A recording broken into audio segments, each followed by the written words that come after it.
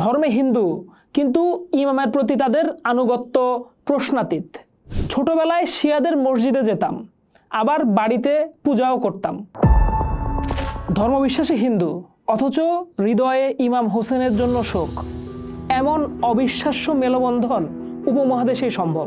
এই সম্প্রদায়ের নাম হুসাইনি ব্রাহ্মণ, যাদের পূর্বপুরুষরা ছিলেন হিন্দু, কিন্তু ইমাম হুসাইনের প্রতি ভালোবাসা আর শ্রদ্ধায় আজও তারা মহরম পালন করেন। তাদের গল্পটা প্রায় 1400 বছরের পুরাতন, এক কিংবদন্তি যা প্রজন্ম থেকে প্রজন্মতে বয়ে চলেছে। 680 খ্রিস্টাব্দ, ফোরাত নদীর তীরে কারবালার মরুপ্রান্তর। ইয়াজিদের বিশাল বাহিনীর বিরুদ্ধে লড়ছেন ইমাম হোসাইন।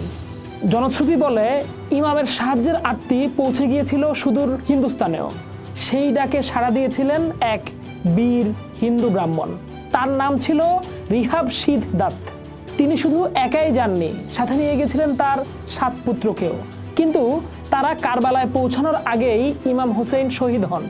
সেই শোকে মুহ্যমান হয়ে পড়েন দত্ত ও তার সন্তানেরা। তারা ইমামের মৃত্যুর প্রতিশোধ নিতে শপথ গ্রহণ করেন। ইয়াজিদের বাহিনীর বিরুদ্ধে এক অসম যুদ্ধে তারা সবাই নিজেদের জীবন আত্মত্যাগ করেন। সেই থেকেই রিহাব সিদ দাতের বংশধরেরা এক নতুন পরিচয়ে পরিচিত হন, হুসাইনি ব্রাহ্মণ। তাদের নিয়ে লোকমুখে একটা কথা প্রচলিত আছে, ওয়াহ দাত সুলতান, হিন্দু কা ধর্ম, মুসলিম কা ইমান, আধা হিন্দু আধা মুসলমান। এই একটা বাক্যই যেন তাদের পুরো জীবনাদর্শ।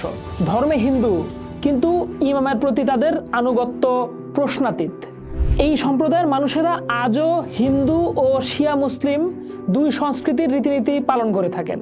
তারা মন্দিরে পুজো দেন, আবার মহররমের তাজিয়া মিছিলে বুক চাপড়ে শোকও প্রকাশ করেন। বাড়িতে নবরাত্রির উৎসব হয়, আবার রমজান মাসে কেউ কেউ রোজাও রাখেন। ভারতের পাঞ্জাব, রাজস্থান, দিল্লি, লখনৌ সহ বিভিন্ন জায়গায় এই সম্প্রদায়ের কয়েক হাজার মানুষ বাস করেন। তারা নিজেদের যোদ্ধা জাতি বা মহিয়াল ব্রাহ্মণ হিসেবেও পরিচয় দেন। এই অনন্য সম্প্রদায়ের শিকড় ছড়িয়ে আছে বলিউডেও। প্রয়াত অভিনেতা সুনীল দত্ত ছিলেন একজন হুসাইনি ব্রাহ্মণ। তার স্ত্রী কিংবদন্তি অভিনেত্রী নার্গিস দত্তের পরিবারেও ছিল মহিয়াল রক্ত। সেই সূত্রে সঞ্জয় দত্ত ও প্রিয়া দত্ত এই পরিচয়ের অংশীদার। এছাড়াও সাংবাদিক বারখা দত্ত, সাহিত্যিক সাবির দত্ত সহ অনেক বিখ্যাত ব্যক্তি এই সম্প্রদায়ের উত্তরসূরি। হুসাইনি ব্রাহ্মণদের নিয়ে একটা অদ্ভুত বিশ্বাস প্রচলিত আছে। বলা হয় তাদের অনেকের গলার কাছে একটি হালকা কাটা দাগ আছে। কিংবদন্তি অনুযায়ী কারবালায় ইমামের শোকে তাদের পূর্বপুরুষেরা আত্মাহুতি দিতে নিজেদের গলায় তলোয়ার ধরেছিলেন। সেই থেকেই নাকি বংশ পরম্পরায় এই দাগটি রয়ে গেছে। এটা নিছকই লোককথা হতে পারে, কিন্তু এটা তাদের বিশ্বাসের গভীরতাকে তুলে ধরে। তবে আধুনিকতার ছোঁয়ায় এই ঐতিহ্যগুলো কি ফিকে হয়ে আসছে? প্রবীণদের মধ্যে এ নিয়ে কিছুটা আক্ষেপ আছে। সম্প্রতি বিবিসি এই বিষয়ে একটা প্রতিবেদন প্রকাশ করেছে।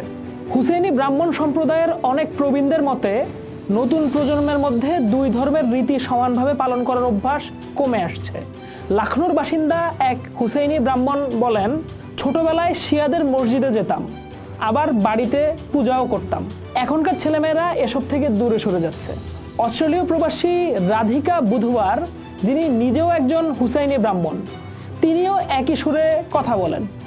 তিনি জানান তার দাদি নানিদের কাছে কারবালার গল্প শুনেই তারা বড় হয়েছেন। পূর্বপুরুষের এই আত্মত্যাগ তাদের জন্য এক গোপন গর্ব। হুসাইনি ব্রাহ্মণদের গল্প আসলে ধর্ম বা পরিচয়ের ঊর্ধ্বে একটা ভালোবাসার গল্প। ইমাম হুসাইনের আদর্শ ও আত্মত্যাগের প্রতি শ্রদ্ধাই তাদের মূল চালিকা শক্তি। ধ্রুপদী সঙ্গীত শিল্পীরা আজও তাদের গানের মাধ্যমে শ্রীকৃষ্ণ ও ইমাম হুসাইন দুইজনকেই শ্রদ্ধা জানান। তাদের কাছে এই দুই সত্তার মধ্যে কোনো বিভেদ নাই। এই মানুষগুলোই প্রমাণ করেন ধর্ম দিয়ে মানুষকে ভাগ করা গেলেও ভালোবাসা আর শ্রদ্ধা সব দেয়াল ভেঙে দিতে পারে। তারা হিন্দু ব্রাহ্মণ হতে পারেন, কিন্তু তাদের আত্মা ইমাম হুসাইনের প্রতি অনুগত। আর এই পরিচয়েই হুসাইনি ব্রাহ্মণরা অনন্য ও ব্যতিক্রমী। পোস্ট দেখুন, ভাবুন, করুন। থাকুন পোস্টের সাথে।